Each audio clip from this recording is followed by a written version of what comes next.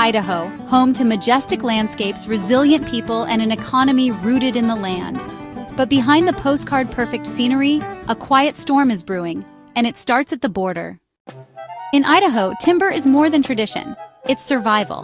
But with Canadian lumber flooding U.S. markets at lower prices, many here feel undercut, outraged, and ready to push back.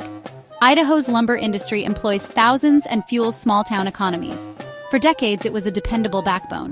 But when softwood lumber from Canada began arriving in droves, often heavily subsidized by their government, Idaho's mills felt the squeeze. Prices dropped. Contracts disappeared. Jobs vanished. We can't compete when they're selling it cheaper and faster. Our hands are tied. Idaho's not just about trees. It's also rich in precious minerals like silver, phosphate, and molybdenum. But the equipment, chemicals, and even explosives needed to operate many Idaho mines? A surprising amount comes from Canada. When tariffs kicked in, the costs soared. A delay at the border or a 25% hike on supplies can shut down operations or stall projects indefinitely. It's not just business, it's lunch money. And Idahoans are tired of playing nice.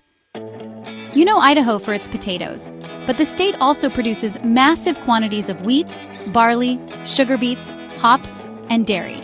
And guess who's a key trading partner for these goods? That's right, Canada. When Canada slaps retaliatory tariffs on dairy or wheat, it hits Idaho's farmers straight in the pocket. Margins shrink, supply chains get tangled, and that legendary Idaho resilience, it starts to wear thin. Rural Idaho depends on logging, mining, and farming. If all three struggle, the entire community does.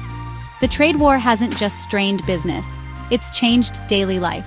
Schools face cuts, clinics go understaffed, and families wonder if they can afford to stay. Frustration turns to blame, and more people are looking north. Not everyone in Idaho is on the same page. While some demand more aggressive action against Canadian trade practices, others fear that isolation could backfire.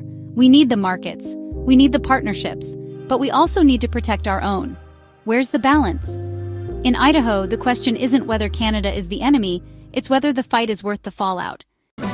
If you think timber towns are angry, wait until you see how Michigan is reacting, where the auto industry, tech exports, and an international bridge are all caught in the middle of a Canadian tug-of-war.